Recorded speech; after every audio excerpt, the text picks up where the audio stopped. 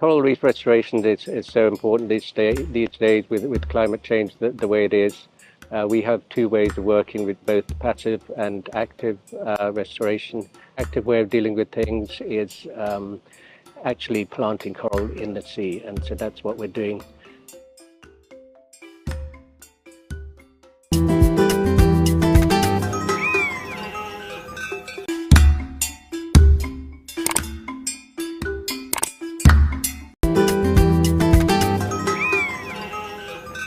Coral reef restoration is so important these days with climate change the way it is. We have two ways of working with both passive and active restoration. Active way of dealing with things is actually planting coral in the sea, and so that's what we're doing.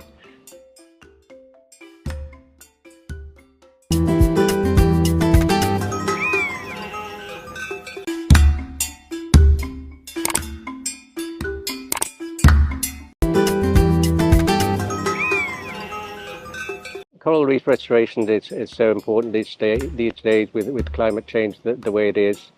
We have two ways of working with both passive and active restoration. Active way of dealing with things is actually planting coral in the sea, and so that's what we're doing.